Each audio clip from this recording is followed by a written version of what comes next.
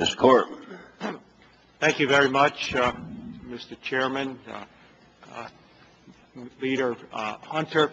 It's a privilege to be back here before you once again to talk about the two bills that you are. You'll have to get a little closer. All right, Mr. Chairman, Congressman Hunter, and members of the committee, it's a privilege to be back here before you once again to talk about the two bills that you have before you, which in my view you must pass as quickly as possible. Let me explain why I think that is so. First of all, you have the power, and it's very clear. If you go back, and the Congressional Research Service has just prepared an analysis of things you have done in the past, whether it's during the war in the Philippines, the Korean War, the Cold War, or Central America, you have put restraints on military forces. For example, during the Korean War, it was the Congress that insisted that people not be sent into that battle unless they had 4 months of training. Can you imagine that we needed to do that, that the executive wouldn't even think about that, and the Congress had to step up? So you have the power to do that. Similarly, I think in terms of getting the president to prepare a redeployment plan, you need to do that because there is no fallback position. As much as I respect General Kane and some of the things he said, I can't emphasize this too much. This surge is built on sand. It cannot succeed, and I will explain why it cannot. But let me talk first about the situation with our troops. What are you asking?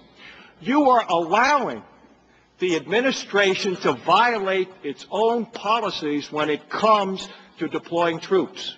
When I had the privilege of serving in the Reagan administration, the idea was that for every month you spent in a combat zone, you would spend 2 months at home. You're allowing them to 1 month, and you're also allowing the president to waive it. So when you say you're trying to that is nonsense. The fact of the matter is you're doing what's right for the troops. Because this administration will soon be history, but you're going to have to live with that military force, and if you don't act now, it's not going to be in the shape that it needs to be to carry out our security, and I'll get into some of those reasons. Now, if you take a look at what is happening to our readiness, take a look, and again, as much as I respect General Kane, take a look at what other generals have said. General Powell, General McCaffrey, General Abizaid, General Blum, General Odom have said about the situation with our Army. Okay? It's broken. Okay? General Abizaid put it very well. This Army was not designed for a long war. And I say to those people who want to keep up this surge indefinitely, if you have the courage of your convictions, then call for reinstatement of the draft. Because our volunteer army was not designed, as General Abizaid said, for the long war. We had a small active duty army. The Guard and Reserve was going to be abridged to conscription. If you want to do that, have the courage of your convictions. If not, then you have to do what Congressman Tanner and Congressman Abercrombie are talking about in terms of preparing a redeployment plan, what Congresswoman Tauscher and Congressman Skelton are talking about in terms of allowing the people to have this time in between deployments. Not only is it strategic, because of this surge, you do not have a single brigade of the 82nd Airborne, our strategic operational ground reserve, left in this country. We have other interests. Our objective is not, quote unquote, whatever it might mean to win the war in Iraq, but to provide for the overall security of the United States.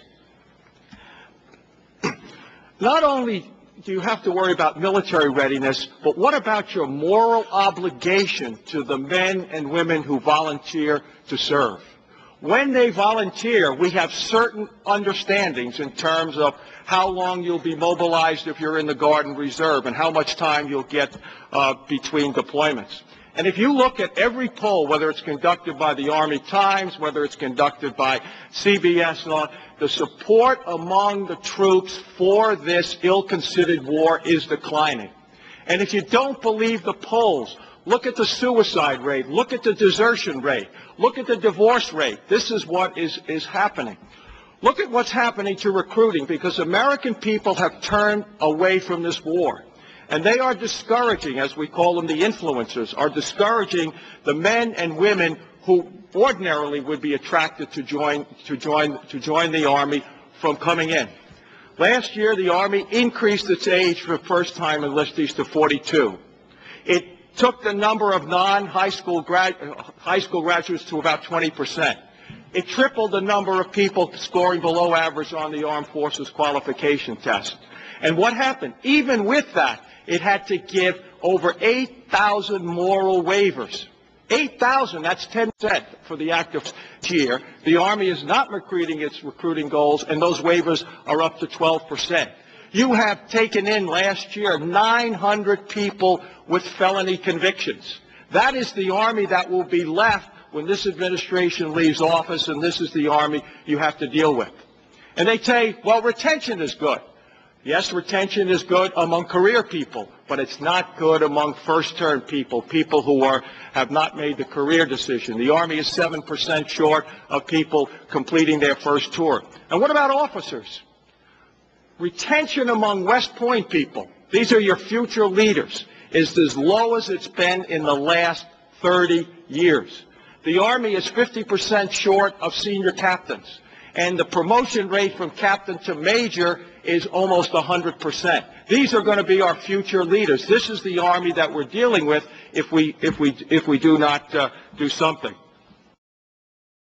Now, we have done studies at the Center for American Progress in terms of the deployment of active duty brigades and enhanced brigades in the Guard.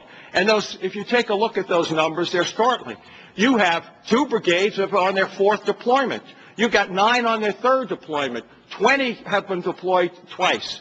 The 4 Guard brigades that have been alerted and are scheduled to deploy to support this surge, these Guard are not ready because they don't have the equipment to get themselves ready. And all of them are being sent back without the minimum of 3 years at home. The governor of Ohio asked the president, before you call him up, you certify that this is ready to go. He hasn't done it. So this is basically, what the situation is. Now, a person I had a great deal of respect for, and I remember when I got off active duty and went back to graduate school and was writing about how did we get ourselves involved in this mess in Vietnam. And I remember interviewing General Maxwell Taylor, and then later on he said it. He said, we sent the Army to Vietnam to save Vietnam. We took it out to save the Army. And this is the situation you are now in Iraq. Now let me conclude by talking a little bit about the surge. The surge was premised on the fact that if you got security under control, the Iraqi government would make the painful political compromises. That's not why they're not making them. They don't want to. They don't have the capacity to do that. Remember that Maliki promised 4 months after the 2005 election he would amend the Constitution. They haven't done it. You take a look at those 18 benchmarks the last time, even though they claimed progress on a couple, they simply weren't true. The other premise is that the Iraqi security forces, if we gave them time, would be ready to do what they need. Nonsense. They've had enough training. The question is motivation for these Iraqi forces. There is no Iraq for them to fight and die for. If you take a look in Bakuba, we asked for 11,500 Iraqis to come. 1,500 showed up. They are loyal to their tribe or sect, not to the country. Many of them have more training than young men and young women we are sending over there as part of brigades. If you take a look at one of the brigades of the 3rd Infantry Division from Fort Stewart, what happened was 140 people joined that unit right out of basic training, missed the unit training, got 10 days of deployment before they were sent over there. And I've got other examples, in my testimony. Why did they fight and die first? Because they have a country. They're loyal to us. So with the Iraqis, it's not the security. It's not training. They've got the training. The real question is motivation. The other is that we didn't send enough troops. If you read General Petraeus' own manual, we don't have enough troops. If you had a couple 100,000 more troops, you were willing to stay there for 10 years, and the Iraqi security forces could step up and these political leaders would do what they need to do, then maybe you would have a chance. But that is not going to be the case. We have put out a plan at the center called Strategic Reset, which says we've got to change our policy toward the whole Middle East. And part of it is to set a withdrawal date and undertake a diplomatic surge.